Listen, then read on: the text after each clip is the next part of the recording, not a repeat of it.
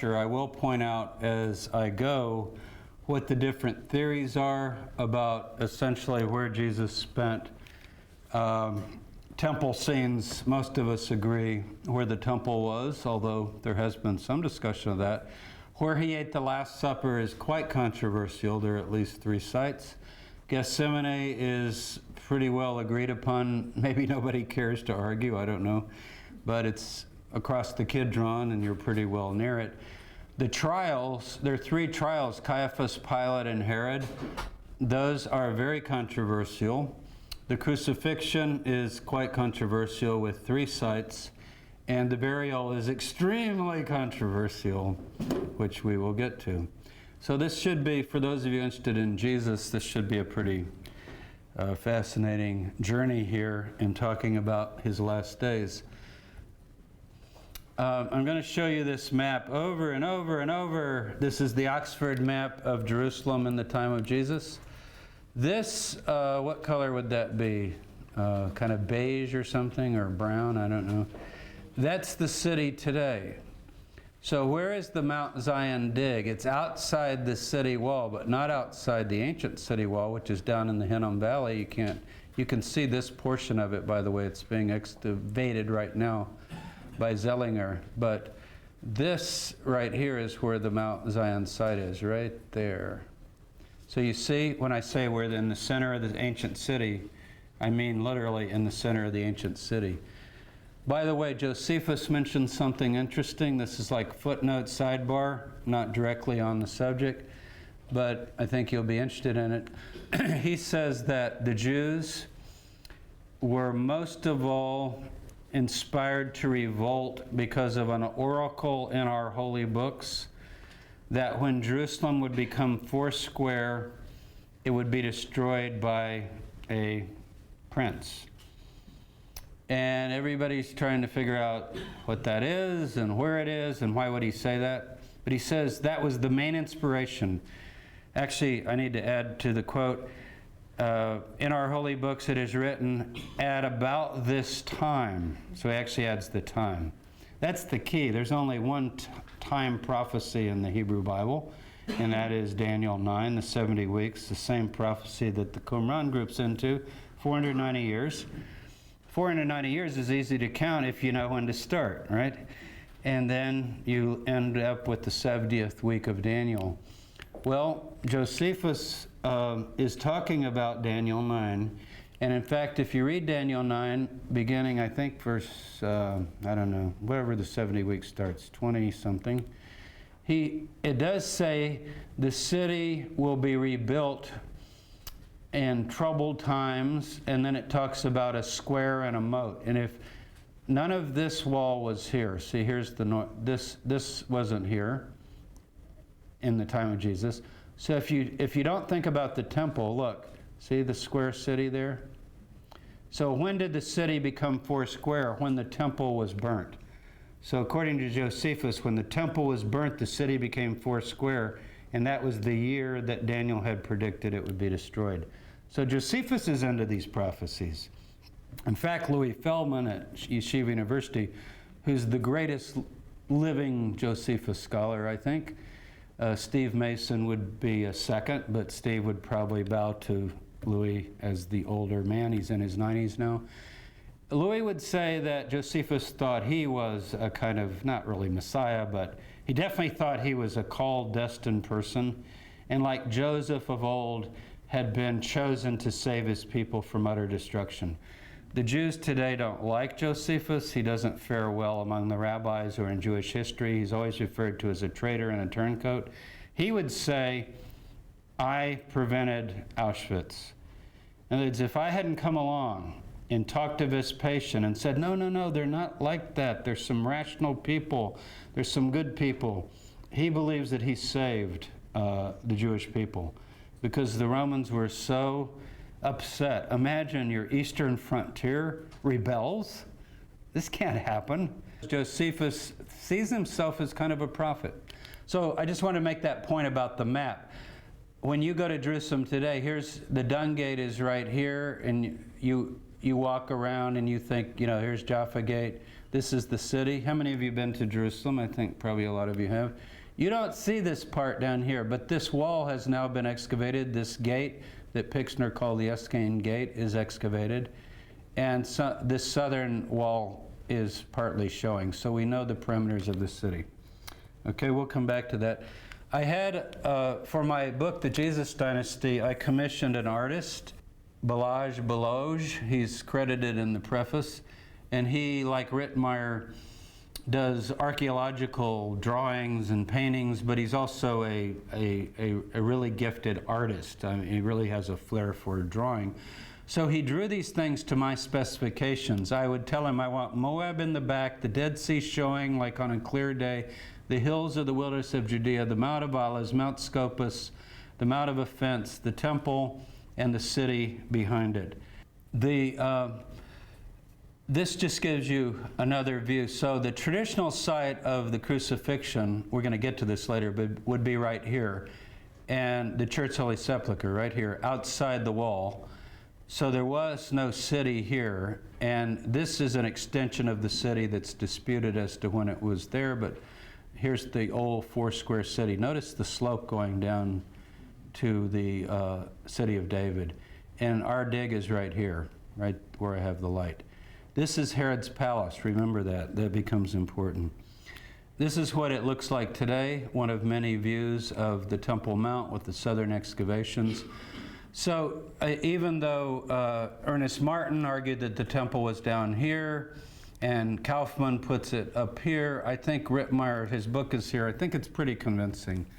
I mean, Rittmeyer's done a lot of work on this. I used to kind of lean towards alternative theories, and I've sort of had to come back and say, you know, he really has found, I think, most of the evidence. Also, Joseph Good, who's a lay scholar, some of you might know. If you look at Hatikva Ministries or whatever, he's become such an educated person on the temple that the rabbis consult him now. And he agrees with Rittmeyer. I've talked to him a lot about some of my questions. So I'm going to say the temple stood right here. These are the southern steps. Jesus walked many times up and down these steps. One of the places you can go if you want to walk where Jesus walked. Remember when I went to Jerusalem, you know, the preface of my book, somebody mentioned it this morning. I was 14. I couldn't really walk anywhere Jesus walked because everywhere he walked was like at least 3 meters underground. Today you can go to a number of places without any doubt that are the authentic places, if that matters to you. It does matter to me. I don't know, if I'm doing history and archaeology, I like to be at the authentic spot if possible. It just makes a difference to me. If I'm walking through the gate of Megiddo, I want to know, like, well, what's the century of this gate? And don't tell me, well, we don't know within 300 years. Then that disappoints me. You know, I want to know if Jezebel or Ahab, you know, hung out there or not. I bet some of you are like that too. It would be a lot like, let's say you thought you had an authentic letter of Abraham Lincoln to his wife, and it was a private letter, a love letter, and you could touch it and hold it, and this is Abraham Lincoln, and then you found out it was a forgery. You see what you know, it's like the feeling goes away, doesn't it? Or you bought a lamp in the old city, a Herodian lamp from the time of Jesus, and then you found out, actually it was made in Ramallah by, you know, some forgers. It just takes away the feeling. So somehow it's psychological, because if you don't know, you don't know, and you get the same fake feeling because you're being fooled. But there are places we can be sure Jesus was, and one would be many, many times up and down those southern steps. They're bedrock. Bedrock doesn't change. So this goes all the way back to the time of King David. In my opinion, unlike other scholars, I think David existed. I even think Abraham existed. I even think God exists. So anyway. Here's a close-up of the excavations in 1968. You, I think, know a lot about them. Here's the modern road. But this is such a fascinating area, and you can go up these steps as if you're going up into the temple. Mark chapter 10 and 11 record the last events of Jesus' last week. There are basically 10 major events. He rides down on the donkey, he curses the fig tree, and so forth. He gets into a series of controversies. All of those scenes are set in the temple precincts and probably in the outer courtyard, which was under the portico that was called Solomon's portico. There's a close-up of the steps. The bedrock here is covered with modern steps, but occasionally you see the bedrock. Now, one of the things that comes up most often, I mean, when we think of that last week, would be the overturning of the money changers under the portico as you go up the southern steps. We're pretty sure that's where this took place. I cover this in my book. In fact, this picture's in my book, of the Tyrannian silver coin. It was used by the priests and required, when you brought your offering to the temple, you had to have this particular coin. And the reason, you know, all my life I was told the reason Jesus overturned the tables, or the reason the priests, first of all, were doing the money changing was because they didn't want any pagan money in the temple. They wanted just holy money without images on it. It's actually the opposite. They only wanted this money because this is 99.9% silver, guaranteed. And people bring coins from all over the Roman world in the Eastern Mediterranean, Babylon. They're coming from all over. You don't know where they got those coins or who minted them. They could be fake, you know. And they said, this is a silver coin from somewhere. I mean, how would you know? So you had to change your coins into this pagan money. Isn't that interesting? So they're not worried about the images, they're worried about the silver. I think that's a real good commentary on how things were. This is a view from the south, the Ophel it's called, or the City of David today. It's a nice aerial shot. Unfortunately today, I say unfortunately, I hate to see building in areas I'd like to dig, or at least watch other people dig. So a lot of this now is populated, it was taken about 25 years ago, with all kinds of additional building. If it was like that now, you could just stroll over the hills and really get a sense of the land, but it's not like that. It's very thick. It's a thick Arab village. And here are those southern steps. So this is looking to the north. Gibson is convinced that Jesus ate the Last Supper here in the lower city because he's poor. So since Jesus is poor, he doesn't think he's a pauper, but he thinks he would hang out with the poor in the lower city with kind of the riffraff, and because he's operating around the Pool of Siloam, which is right here. We'll get to that. There's the map again. So we were just looking at this right here. Everybody clear where we are? The Pool of Siloam has just been discovered, but we will get to that. Now, the other alternative for the Last Supper is Bargel Pixner's site, and in fact the traditional site, which he calls the Church of the Apostles. Let me just pull up the website real quick here. We got permission from Herschel to put this link up. So if you don't have this issue of Bar, May, June 1990, Church of the Apostles found on Mount Zion. It's got illustrations. You can read this, but essentially Pixner argues and believes that this traditional site of the Last Supper is on an authentic spot. Now let me go back to this and explain. What you're looking at is Crusader space. So it's not as though Jesus ate the Last Supper in a room that looked anything like this. But Pixner argues that the foundations of this rectangular building are in fact a first century guest house. He suspects an Escene guest house, and that it was preserved through the ages in various ways. Theodosius built a church here in the Byzantine period, and he left the building intact, almost like a relic, and you can see it in the Madaba mosaic. And then when the Crusaders built the huge basilica, the Church of St. Mary, they put it inside the church. A big Catholic church can have another little church in it. It's all over Europe this happens. Or, those of you from Tennessee or Texas, the Baptist church finally builds its huge sanctuary with the 2 2,000 car parking lot, but the little building they had in the 1940s they still keep, and it's right next and maybe incorporated into the architecture. We can actually go in there and say, oh, this is where Reverend Jones used to preach, right there, and the baptistry was here. So they did this. And so Pixner gives, I think, a good trail of evidence that we can definitely get this space. It's a space, you understand? This is the second floor, back to certainly the 4th century, but he thinks earlier as well, as I'll show you. Now, Pixner's argument, well, let me ask you a riddle first before I give you his argument. Where can you go in Jerusalem where every Christian tourist goes, without exception, and every Jewish Christian goes, but they don't see each other and they're 3 feet apart? Anybody know? All Jewish tourists go here, all Christian tourists go. Like, all Christian tourists do not go to the Church Holy Sepulchre, because some of them go to Gordon's Calvary because they think the Catholic site's wrong. This is it, because the Christians are up on top and the Jews are down below at the Tomb of David. Isn't that something? I mean, symbolically, this is the most incredible site on the planet, because you've got Christians upstairs saying our Lord ate the Last Supper, and Jews down say blessed is King David.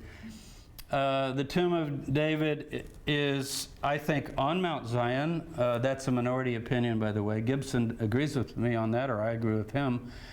But I mean, I don't think it's in this building. But the Crusaders set up a sanctuary that Jews still honor, so it's certainly been 1,000 years that they've been coming here. But they're remembering Mount Zion as the place of David's tomb. I would argue that Pixner is correct. I'm convinced this site is correct. I think it is, in fact, the Church of the Apostles. It is the upper room of Acts 2, if that interests you. It's also the upper room of the Last Supper. And so when the group of 120 gathered, and about 120 people fit in this room, so it was crowded, the Holy Spirit came upon them, and then 3,000 are baptized. There's a huge mikveh right outside that used to serve David's tomb. It's the largest mikveh in Jerusalem, so it sort of makes sense. And also Peter says in his sermon in Acts 2, David is dead and buried, and his sepulchre is with us to this day. And that could just mean, in general, it's with us, the Jewish people. But even more meaningful would be if he's pointing out the window and saying, David is dead and buried, and as you know, there's his tomb right over there. So anyway, that's... this is the famous Leonardo scene, but it's kind of set like the Crusader scene, right? You know, with that kind of architecture. So did Jesus eat the Last Supper here or on Mount Zion, which would be, let's see where we are here, would be right here is the traditional site, or the Armenians have a third site right here. They'll show you also a site of the Last Supper. But it's also essentially Mount Zion. So I'm not convinced that Gibson's correct. The reason I think the upper city is more likely is that Jesus has a wealthy, influential friend. It might be Joseph of Arimathea, I don't know who it is, but it's somebody who owns property up even higher than where we're digging, meaning richer, and I think he provides Jesus with this place to meet.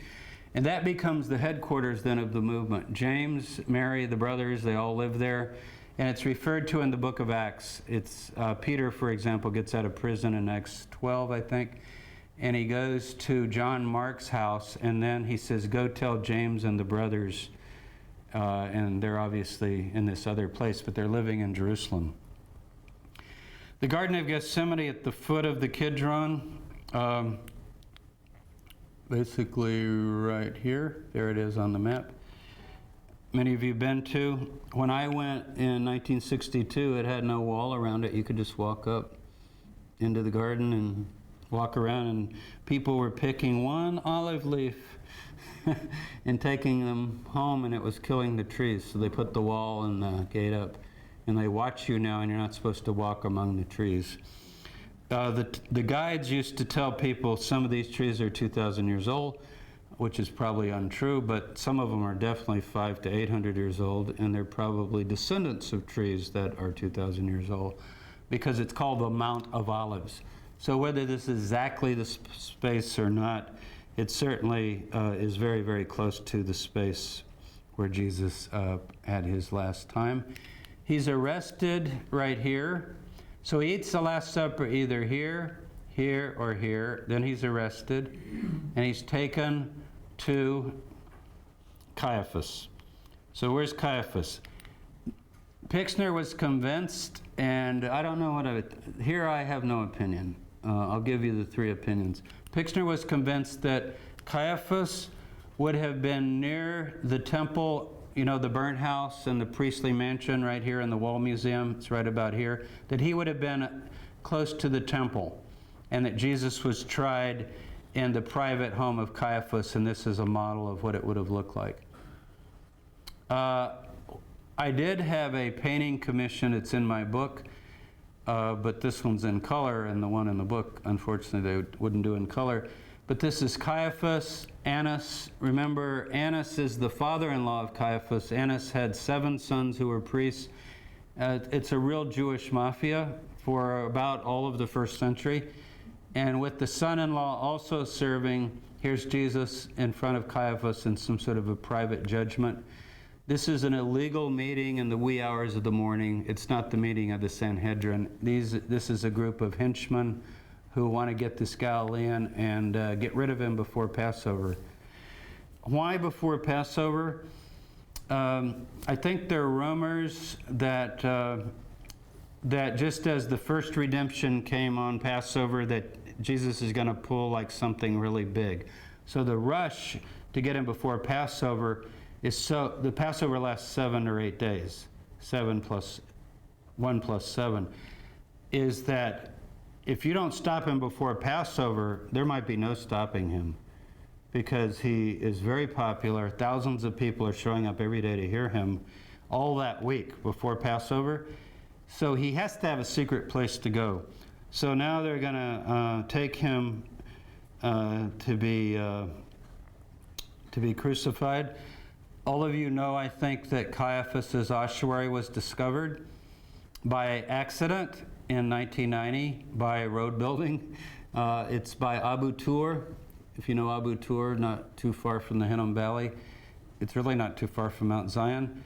Graffiti on stone. Even though this is Caiaphas, you'd think they'd have a really clear inscription. Inscriptions on ossuaries are not to announce to the public Joe Caiaphas. It's for the family over the years, as they shift ossuaries around, to go, oh, there's Joe. And there's Yeshua, son of Joseph, but he's the brother of James, and this other one is so-and-so. Because the names can be common, especially Yosef, which is the most common male name. So Joe Caiaphas, but it can be read, and it can be read pretty easily. I mean, there's not a lot of dispute. He's then taken to Pilate early morning, like right at dawn. Pilate probably didn't appreciate this. The traditional site since Crusader times is the fortress of Antonio. This is the temple model. I don't think it looked like this. Shimon discusses that in his book, but whatever. It is the station one of the stations of the cross, the Via Dolorosa by Lion's Gate. Now think about this. Pilate is governor of Judea. He's not a visitor in town. He does prefer Caesarea because it's nicer and it's the Mediterranean Sea, wouldn't you? But he does have a palace. It's Herod's palace, we call it, but it's Pilate's palace now because he's the governor of Judea. So where is he going to be on a holiday morning when the New York Times is coming out and he's drinking his coffee? Is he going to be in the soldiers' barracks, or is he going to be at his garden residence? And where is the Praetorium? The Sisters of St. Anne, God love them, will show you the pavement in the courtyard of, I remember I went there when I was 14. I was so moved. I just thought, God, this is it. This is where he was tried. This is where he was beaten. This is the Mel Gibson, scene. But I don't think it is. So I was fooled. My emotions were following my intellect. So the emotions follow what I thought was right, but I don't think it was right. Gibson and others here's what that looks like. Well, of course the soldiers had pavement in the courtyard of the barracks. And yes, they did play games like dice and all that. But they do that everywhere they are stationed. But there are also soldiers in Herod's palace. Let's call it Pilate's palace. So this is the courtyard of the Antonia Fortress, and it is a place to go, but I doubt if Jesus was ever here. Sorry about that. And that would be right here. So where's he taken? We're pretty sure he was taken here. And here Gibson and I agree. The model isn't even caught up yet, but there should be a gateway right here. This tower, it can be seen today. A gateway right here that we're going to have them put it on the model. We're going to get this changed. And it has steps going up. And this is the palace where Pilate's living. Herod is in town from Galilee, right? Herod Antipas. Pilate's staying here. This is the guest house. Herod is here. Pilate comes outside the wall. The praetorium and the prison is right inside here. And that's even on the map. This is what it looks like today. In the spring, I was just there. We couldn't see this vegetation. It's always there, but in the summer it's dried out. But in the spring you can actually see where the soil was, because the soil and the moisture is still on the wall. This was dug in the 70s by Brochy and Gibson. Gibson was only a kid, but he still helped. And he says the soil actually went up to there. He used to sit right there and put his lunch in the little niche of the arrow slot. This is the Crusader wall. But the western wall, I'm not talking about the Wailing Wall, the western city wall is still in the right place, meaning that southern wall, remember, is wrong. Western wall is exactly right. It's built over bedrock. These are steps going up into a non-existent gate. This is a bedrock platform. These are 1st century. This is all 1st century. This is Pilate's judgment seat. It's been found. This is the first station of the cross. I don't expect that this coming Easter anybody's going to start the march from here, but they really should, because you could do a reenactment here that would be unbelievable. It fits the Gospels exactly. Remember, the enemies, I'm not going to say the Jews, because lots of Jews like Jesus, but the enemies of Jesus are outside. They won't come in because they don't want to be defiled by Roman,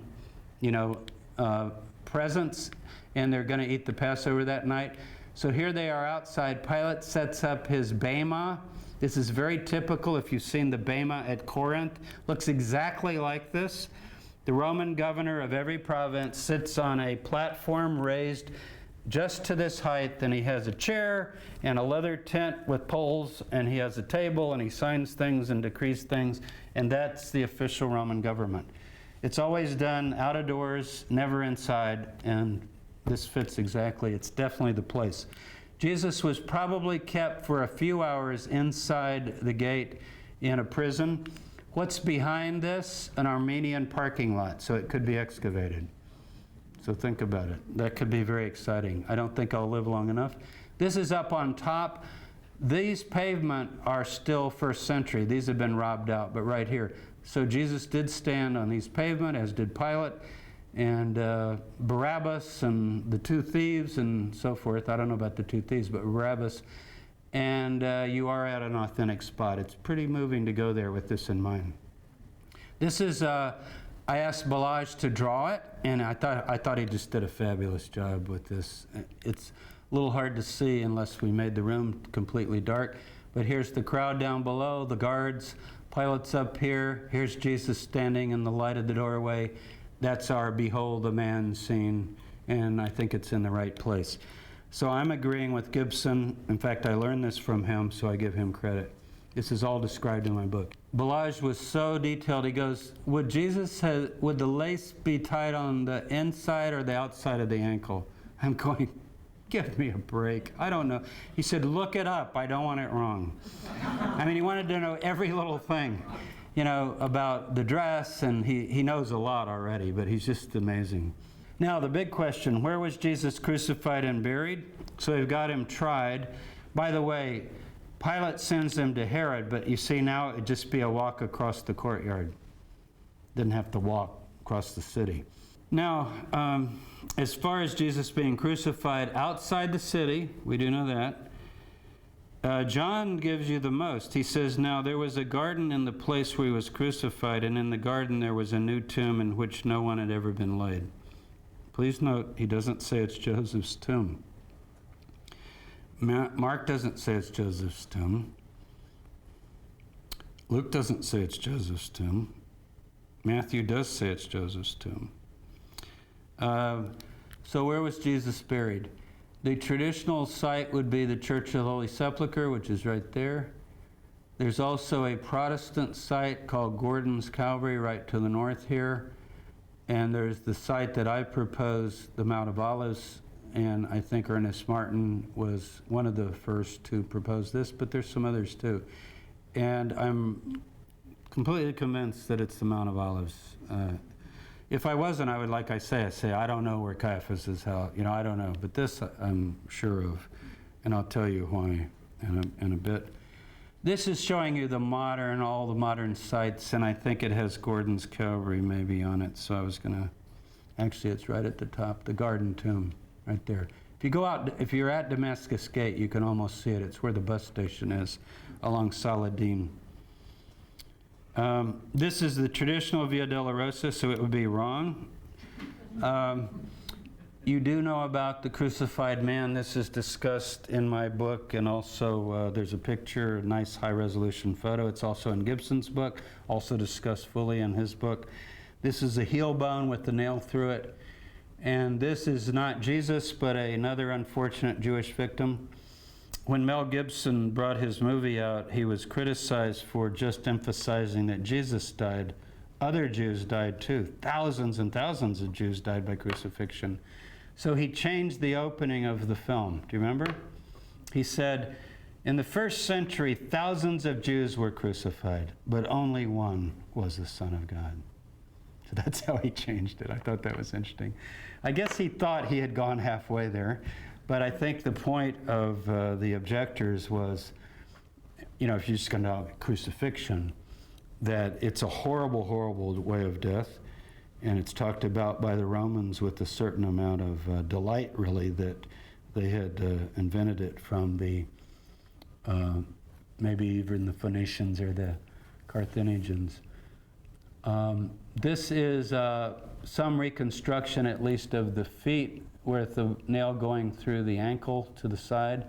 So in the scene of the crucifixion that I had done, you'll get to in a minute, I had the nails like that.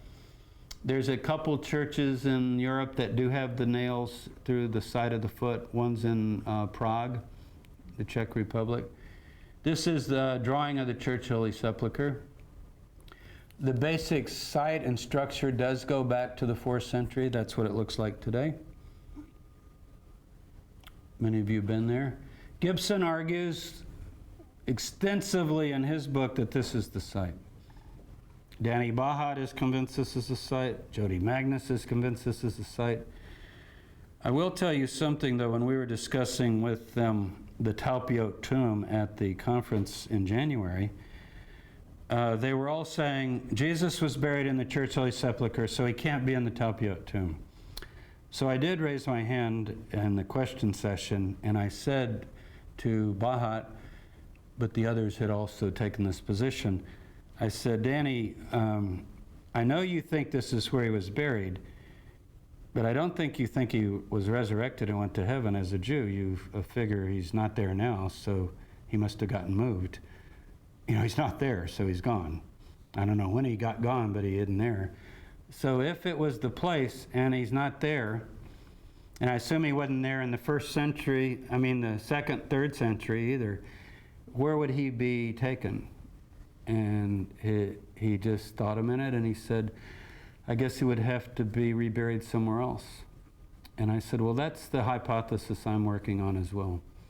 That this is an initial burial, a burial of haste, although I don't think it was here, but wherever it was, the tomb by the site of crucifixion was a temporary measure because it's time for Passover within hours, and you stash a body in a new tomb and put a rock over it just to keep predators from eating the body, basically. What else would you do with a dead body when the Seder is going to be like in 3 hours that night?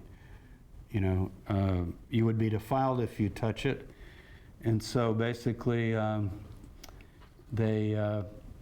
guess Joseph and the group with him buried the body and then would have had to go to the mikveh. Here is the traditional site of crucifixion inside the church, Holy Sepulchre, up the steps. The other site is to the north. Now I'm afraid to touch this. Right there. Gordon's Calvary. It looks like this. The story is that General Gordon was visiting the Staffords, who formed the American Colony Hotel. If you know that story, it's quite a moving story because he came over and started the hotel and the colony to help the poor in Jerusalem. And his wife and children were drowned. Well, the children actually died. The wife survived a shipwreck. And he wrote the famous Christian hymn, "It is well with my soul," when he heard the news of his daughters all drowning. And so Gordon was visiting them years later along the wall by Damascus Gate, and he went up on the roof and he was drinking his tea in the morning, and he saw this outcropping of rock. And he says, "Oh my God, that looks like a skull."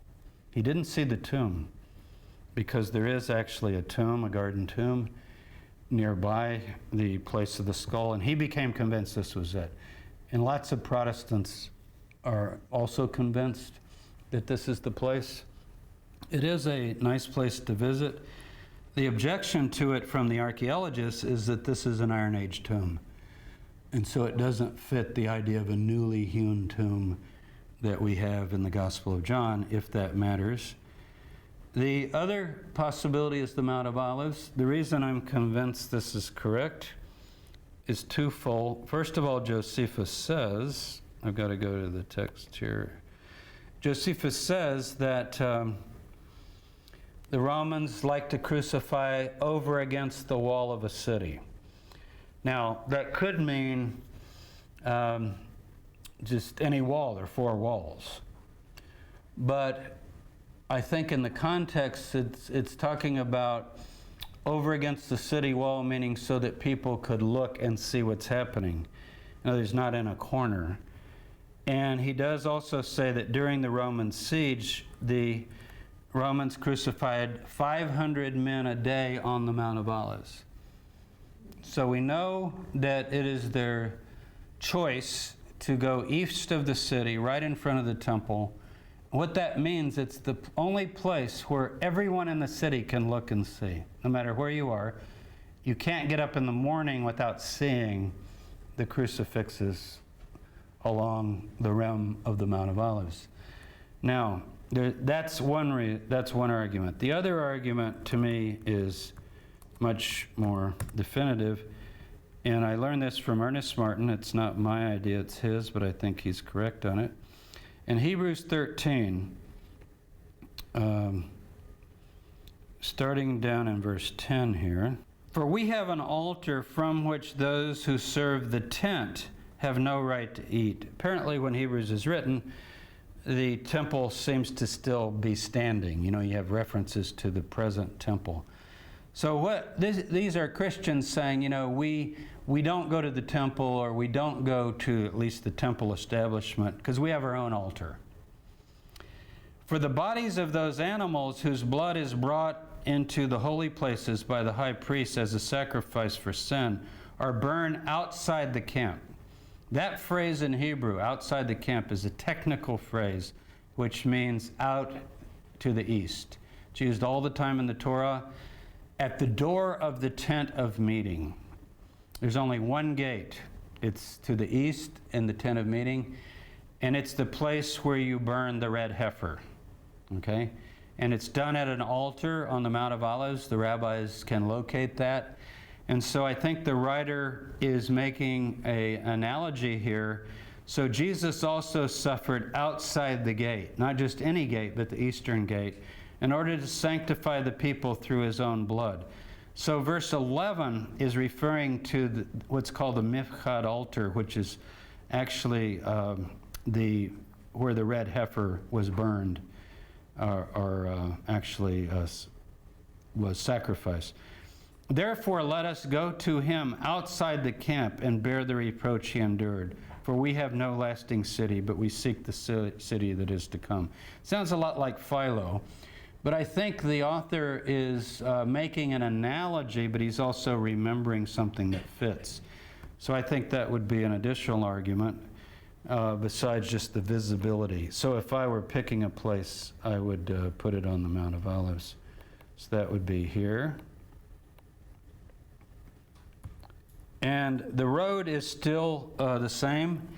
There's some irony here. If this is the site, Jesus rides down on the, let's see, it would be the southern road on the donkey from Bethany, and he walks up on the northern road carrying the cross. And have you ever walked up the Mount of Olives? It gives the stumbling a new meaning. You know, the falling. You probably would stumble without carrying anything, but it's very, very steep. It hurts your ankles. See the bedrock on the side of the road? It's on both sides. This is the ancient road. It's just been paved now. So this would be a new Via Dolorosa. We have to change everything if we're going to do this kind of archaeological tour. This is the view of Jesus from the spot of crucifixion, and this is what I asked Balazs to draw it. It would be right over the Mount of Olives, looking down over the temple. Okay? He's very careful with even who's in the front, and he did something very, very devious here. See if I can use the pointer. He thought he would play with me.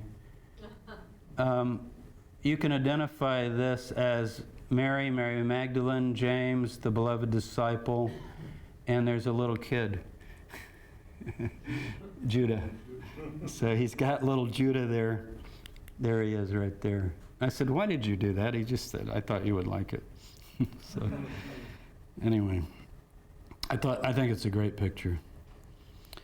Now, critically speaking, you know, whether it's the Mount of Olives or not, we do have these. Mark is the core story. So here's what Mark says. Joseph of Arimathea is responsible. He's a respected member of the council. He's waiting for the kingdom of God, so he's a messianic sympathizer. He bought a linen cloth, wrapped the body, laid it in a tomb that had been hewn out of the rock. He also says that because the Sabbath was fast approaching. So again, it sounds like a burial of emergency. He doesn't say because Joseph just happened to own a tomb by the side of the crucifixion, which I think you would agree is probably unlikely if you just say. And he doesn't give that reason. In other words, why did Joseph lay him in a tomb? Because the Sabbath was approaching, meaning we have to get him buried quick. Matthew says, a rich man, also his disciple, his own new tomb. Luke says, this is about Joseph, he had not agreed to their counsel. Luke says no one had ever been laid there. John says he's a secret disciple. John also has Nicodemus there. And John says near the site of the crucifixion. So if you put all those together. This is based on the shroud that we found in the Hinnom Valley. This is how we think the person might have been wrapped up with a separate head dress and carried into a tomb like this. This is a tomb on the Mount of Olives, by the way. Not saying it's the tomb, but it's a tomb. And this is what it looks like outside, but without the cords. Can you see the orange cords? The stone being rolled in front does not have to be the round stone, because in the Greek, anaklino can just mean, it doesn't have to be anything like this. It could actually be some other kind of stone. This is the Church of Holy Sepulchre site where the pilgrims go, where Jesus' body was laid out. And this is the site of the crucifixion so as far as crucifixion, either the Church of Holy Sepulchre, Gordon's Calvary, or the Mount of Olives are three proposals. And I'm pretty convinced that it is here. I have found a bedrock outcropping up there that also could sort of qualify as the place of the skull, but I don't think it refers to rocks looking like a skull. I think it might refer to Adam and Eve. There's a tradition that Adam is buried on Mount Moriah, and in all the medieval paintings, you know, at the foot of the cross is Adam's skull. So I think basically it's an allusion to Mount Moriah. Mount Moriah is usually put right here, But when Abraham comes from the south, it says he looked down by, you know where the promenade is, where you can look and see the city from the south? It says he saw Mount Moriah afar off. And I think it's a reference in general to the mountain range, and therefore can include the Mount of Olives. This is me coming out of the Shroud Tomb, and the only reason I had this is because I thought you would laugh that I'm wearing this very nice leather jacket that Lori, my wife, bought me, and when she saw this, she just absolutely freaked out.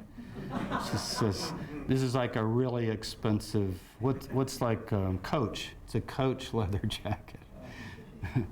And she said, you are crazy. You're going in these tombs with that jacket on. So that's why I'm showing you that. It's not me coming out of the tomb. But this is what it looks like. And here would be the other alternative kind of rolling stone. It's just a blocking stone. But it's heavy. I tried lifting. I couldn't budge it. It is very heavy. This is the Jesus ossuary that's from the Talpiot tomb.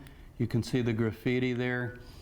About like the Caiaphas tomb, but once you see it written out, you can understand why it does say Jesus, son of Joseph. This is the Shroud Tomb. The entrance I was coming out of is there, and you go down 3 levels and you come to the bottom, and this is where the guy was we found with the shroud. This is all in the first of my book. And this is how he was preserved. And why is he preserved? Because no water. There's a crack running across right here. Kind of in front of this, so all the water that was seeping went around the cook or the slot where the body is, and so it never got any moisture, just desiccated. So it was our good fortune to come upon it. By the way, we have the only Jewish male hair ever found from antiquity, because we have his full head of hair. No lice, well cut. So he's pretty rich. He also has leprosy. Real leprosy, not just psoriasis or something, Hansen's disease, which is the first case ever documented. Gibson discusses all this in his book and has lots of pictures. It's a shroud of linen and wool, but not woven together, because it's forbidden to weave linen and wool together. It's called shatnez in the Torah. So this guy gets around that by saying, well, it's not woven together. You cannot wear a mixed garment, right? But you can wear a double garment. So it's wool lined in linen. The linen's soft, the wool is heavy. So it's a very expensive funerary shroud. And Jesus is, from what we know, is just linen. Josias loves to make jokes about how James keeps moving the tomb. First he says, well, maybe it was the Shroud Tomb, and then, well, maybe it was on the Mount of Olives. Well, maybe it was in the Galilee. But if you read my book carefully, you'll see that what I try to do, whether it's the father of Jesus, who was he, whether it's where Jesus is buried, is give all the possibilities.